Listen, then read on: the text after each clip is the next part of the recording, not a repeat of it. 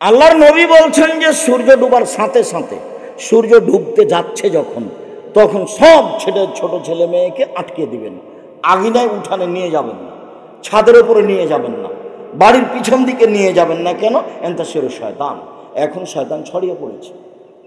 শয়তান যদি বাচ্চার দিকে দেখে তাহলে সারা রাত পায়খানা করবে, বমন করবে, শয়তানের বদনজর লেগে যাবে।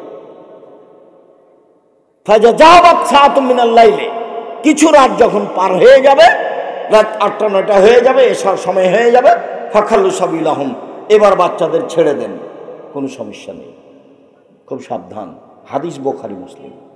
কোন সময়ে বাচ্চাদের আটকাতে বলা হলো? সন্ধ্যার সময়। শয়তান এ সময় ছড়িয়ে পড়ে। তারপরে বলছেন ও আগলে কুল আবু আবদ করুল্লাহ, দরজা জানালা বন্ধ করো, বিসমিল্লাহ বলো। দরজা জানালা বন্ধ করো, বিসমিল্লাহ বলো। ইন্না শায়তান লা ইফতাহু বাবান মুগলাকা, নিশ্চয় শয়তান বন্ধ দরজা খুলতে পারে না। নিশ্চয় শয়তান বন্ধ দরজা খুলতে পারে না। নিশ্চয় শয়তান বন্ধ দরজা খুলতে পারে না। তবে বিসমিল্লাহ বলে বন্ধ করতে হবে। আজকে আপনার স্ত্রীকে গিয়ে বলেন, জীবনে কোনোদিন দরজা বিসমিল্লাহ বলে বন্ধ করেছে? বিসমিল্লাহ বলে দরজা বন্ধ করতে হয় এটাই তার জানা নাই। এটা তার কাছে একটা নতুন কথা। জানানা বিসমিল্লাহ বলে বন্ধ করতে হয়। তারপর আল্লাহ রাসূল বলছেন ওয়াকু কেরাবাকুম আযকুরুল্লাহ, পানির পাত্র, খাদ্যদ্রব্যের পাত্র, বিশেষভাবে পানির পাত্র ঢেকে রাখো, বিসমিল্লাহ বলো। আমাদের দেশে কলসে পানি থাকে, অনেক সময় জকে খোলা মুখে পানি থাকে। আল্লাহর নবী বলছেন ওটা ঢাকতে হবে, বিসমিল্লাহ বলতে হবে। তিনি বলছেন ওয়াখামেরও আনিয়াতাকুম আযকুরুল্লাহ, ভাতের পাতিল, তরকারির পাতিল, আটার পাতিল, পানির পাত্র, যত কিছু খাদ্যদ্রব্যাদির পাত্র আছে সব ঢাকো, বিসমিল্লাহ বলো। কেন? রাতে কতগুলি বালা মুসিবত চলে, সেইটা যদি কোনো জিনিস খোলা থাকে তাহলে তাতে ঢুকে যাবে। এইটা সকালে যে খাবে তার রোগ ব্যাধি হবেই। দোকানপাটে যা খোলা আছে তা খাবেন না, ঢাকা থাকতে হবে। যা ফাঁকা জায়গায় বিক্রি হচ্ছে তা খাবেন না, তা ঢাকা থাকতে হবে, তাহলে খাবেন। নইলে তার ভিতরে রোগ জীবাণু ঢুকে আছে, এ কথা আল্লাহর নবী বলছেন। শেষ পর্যন্ত তিনি বলছেন ওয়ালাউ তারজু আলাইহি শায়ান, কিছুই যদি না থাকে, দরজা যদি না থাকে, জানালা যদি না থাকে, বাহির দরজা যদি না থাকে, ভাতের পাতিল ঢাকার যদি কিছু না থাকে, পানির পাত্র ঢাকার যদি কিছু না থাকে, তাহলে একটা খড়কুটা এরকম একটা কাঠ বিসমিল্লাহ বলে উপরে রেখে দেন, সকাল পর্যন্ত এই দরজা দিয়ে শয়তান ঢুকতে পারবে না। এই পানির ভিতরে কোনো বালা মুসিবত প্রবেশ করতে পারবে না। যাদের কোনো ব্যবস্থা নাই তাদের জন্য শেষ বাক্য রাসূল সাল্লাল্লাহু আলাইহি সাল্লাম বলছিলাম বিসমিল্লাহ। আয়েশা রাদিয়াল্লাহু তাআলা আনহা বলেন আল্লাহর নবী বলেছেন যে এজা আকালা আহাদুকুম নাসিয়া ইয়াযকুরাল্লাহ, কেউ যদি খায় পান করে বিসমিল্লাহ ভুলে যায় তাহলে ফালিয়াকুল বিসমিল্লাহ ওয়া আখিরাহু, তাহলে সে যেন বলে আমার বিসমিল্লাহ শুরু শেষ সব জায়গায়, আমার বিসমিল্লাহ শুরু থেকে শেষ পর্যন্ত। তাহলে শয়তান যা খেয়েছে রেখে চলে যাবে। শয়তান যা খেয়েছে নিয়ে যেতে পারবে না, রেখে যাবে। রাসূল সাল্লাল্লাহু আলাইহি সাল্লাম বলেন কেউ যদি পেশাব পায়খানায় ঢুকে আর ও যদি বলে আল্লাহুম্মা ইন্নী আউযু বিকা মিনাল খুবুসি ওয়াল খাবাইস বিসমিল্লাহ না বলে, তাহলে শয়তান তার লজ্জাস্থান দেখতে পাবে, ক্ষতি করতে পারবে না। আর যদি বলে বিসমিল্লাহ আল্লাহুম্মা ইন্নী আউযু বিকা মিনাল খুবুসি ওয়াল খাবাইস, তাহলে শয়তান ক্ষতি করা তো বহু দূরের কথা, লজ্জাস্থান দেখতেও পাবে না। বিসমিল্লাহ। আবু হুরায়রা রাদিয়াল্লাহু তাআলা আনহু বলেন রাসূল সাল্লাল্লাহু আলাইহি সাল্লাম বলেছেন এজা আতা আহাদুকুম আহলাহু ফালিয়াকুল বিসমিল্লাহ আল্লাহুম্মা জান্নিবনা শায়তান ওয়া জান্নিবি শায়তান মা রাযাকতানা। কেউ যদি পারিবারিকভাবে যায় তাহলে যাওয়ার সময় বলবে আল্লাহ আমি অপবিত্র জিন এবং অপবিত্র জিন্নি থেকে তোমার কাছে আশ্রয় চাচ্ছি। এই দোয়া পড়লে এতে যদি আল্লাহ কোনো সন্তান দেয়, লাইদুর রহু শয়তান, এই শয়তান এই বাচ্চার কোনো ক্ষতি করতে পারবে। আর যদি দোয়া না থাকে, যদি পেটে বাচ্চা আসে, শয়তান তার ক্ষতি করবেই করবে। যে হাদিসটা বলতে চেয়েছিলাম সেটা ভুলে গেছিলাম, আবার গতিতে মনে পড়েছে, সেটুকু বলি। আবু সাঈদ খুদরি রাদিয়াল্লাহু তাআলা আনহু বলেন, কালা শয়তান, শয়তান বলে, ও ইজ্জাতিকা ইয়া রাব্বি, হে আমার প্রতিপালক, তোমার ইজ্জতের কসম করে বলছি। শয়তান বলছে আল্লাহকে, হে আমার প্রতিপালক, তোমার ইজ্জতের কসম করে বলছি, লা আবরাহ উগবি ইবাদাকা মা দামাত আরওয়াহুম ফি আজসাদিহিম, আদমের ছেলেমেয়ের দেহে যতক্ষণ পর্যন্ত শ্বাস থাকবে আমি তাকে ভুল পথে নিয়ে যাবই যাব। আদম সন্তানের দেহে যতক্ষণ পর্যন্ত শ্বাস থাকবে আমি তাকে পাপের পথে নিয়ে যাবই যাব, আমি তাকে ভ্রান্ত পথে নিয়ে যাবই যাব।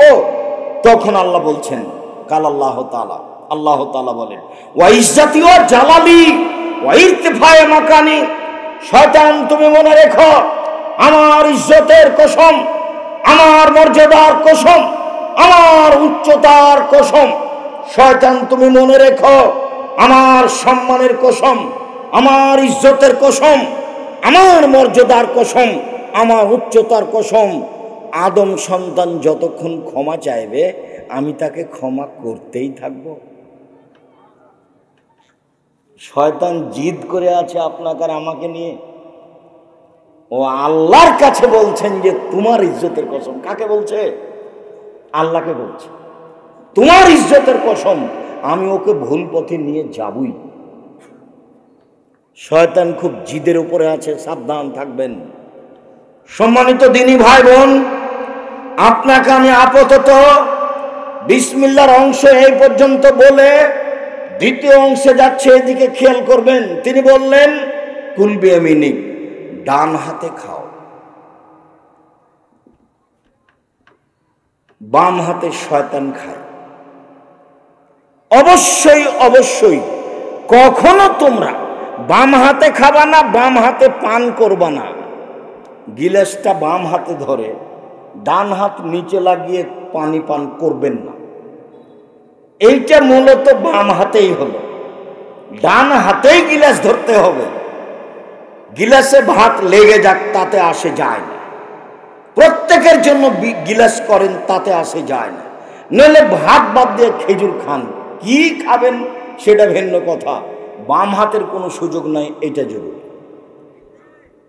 আব্দুর রাজ্জাক সাহেব যদি ডান হাতই না থাকে, ডান হাত না থাকলেও কি আল্লাহ মানুষকে ডান হাতে খেতে বলবেন? এটা কি আর হলো? এটা আল্লাহ বলবেন না। আয়েশা রাদিয়াল্লাহু তাআলা আনহা বলেন, কানাত ইয়াদুন নবী সাল্লাল্লাহু আলাইহি ওয়াসাল্লাম ইমনা লিতামিহি ওয়া তুহরিহি, আল্লাহর নবীর ডান হাতখানটা ছিল খাওয়া পান করার জন্য, ভালো কাজের জন্য। আল্লাহর নবীর ডান হাতখান ছিল খাওয়া পান করার জন্য এবং ভালো কাজের জন্য। ওয়ায়াদহুল ইসরা, আর রসুলের বাম হাতখান ছিল লে খালাইহি ওয়ালিল কাদারে, পেশাব পায়খানার জন্য আর ময়লা মাটির জন্য। এই বাম হাতখান, বাম হাতখান দিয়ে পায়খানার পরে ছুঁচে। ওই বোকা মানুষ ওই বাম হাতে চা খাচ্ছে। ওই যদি শিক্ষিত হয় তাহলে মূর্খ মানুষকে বাম হাতে গিলাস ধরে পানি পান করছে, এই যদি শিক্ষিত হয় তাহলে বোকা মানুষকে। আল্লাহ নবী বলছেন বাম হাত আছে এই জন্য। ওরা বলছে আর দাওয়াল্লাহ সদস্য হিসেবে আপনাদের কাছে একবার যদি গিয়েও থাকে আবার যাবে, যতদূর সম্ভব কেউ উঠেও যাবেন না, খালি হাতে ফিরিয়েও দিবেন না।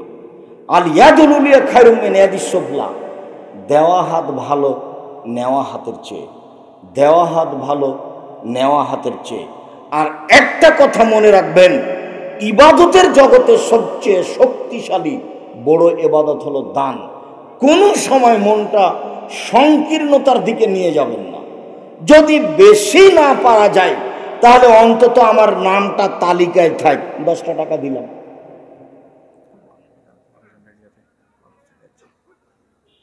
তো আমি সবাইকে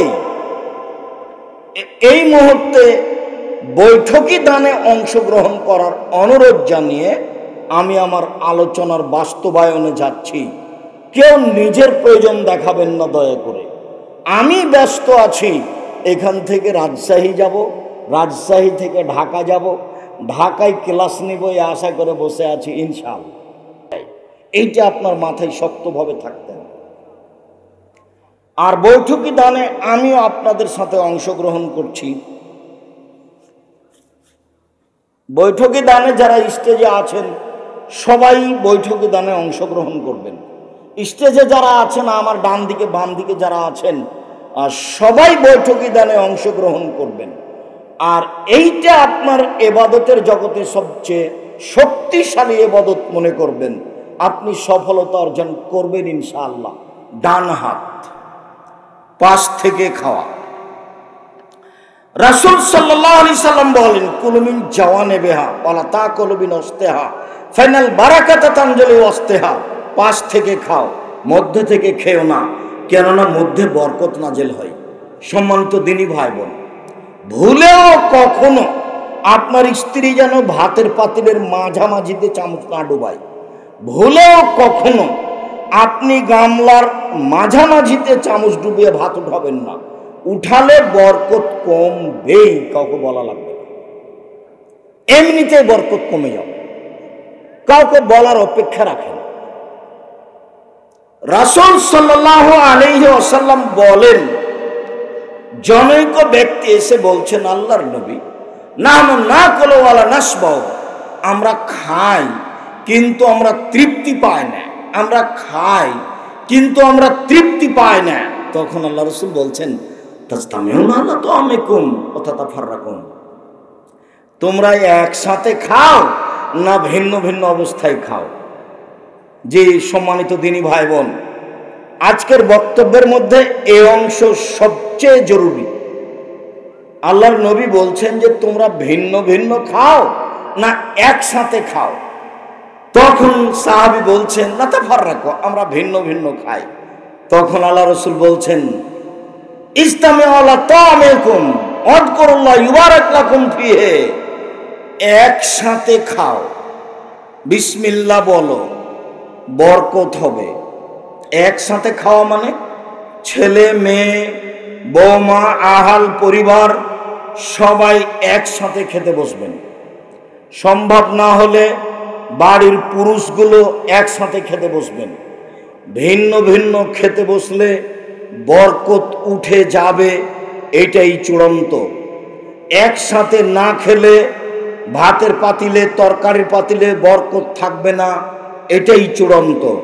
অতএব একসাথে খেতে বসলে 2 জনের খাদ্য 4 জনের হবে, আর 4 জনের খাদ্য 8 জনের হবে, এই কথা মুহাম্মদ সাল্লাল্লাহু আলাইহি সাল্লাম বলেন। ভুলেও কখনো যে যারা ওই বৈঠকি দান উঠাতে গেছে, আপনি তাদের সাথে উঠে গিয়ে নিজের পরিবেশটা নষ্ট করবেন না। আমি এখনো কথা শেষ করিনি, আমি এক পর্যায়ে আছি। আজকের আলোচনার যেগুলো আরো গুরুত্বপূর্ণ অংশ, সেগুলো এখনো সামনে কয়েকটা হাদিস আছে। সম্মানিত দিনী ভাই বোন, রাসূল সাল্লাল্লাহু আলাইহি ওয়াসাল্লাম বলেন, একসাথে বসে খাও তাহলে বরকত হবে। ভিন্ন ভিন্ন সময়ে খায়ও না, নইলে বরকত উঠে যাবে। আবু হুরায়রা রাদিয়াল্লাহু তাআলা আনহু বলেন, মা বা রাসূলুল্লাহ সাল্লাল্লাহু আলাইহি ওয়াসাল্লাম তামান কাত্ত ইনিস্তাহু আকালাহু ওয়া ইন কারাহু তারাকাহু। আল্লাহর নবী খেতে বসে কোনোদিন খাদ্যের নিন্দা করেননি, বলেননি তরকারিতে লবণ বেশি হয়েছে, বলেননি ভাত জ্বলে গেছে।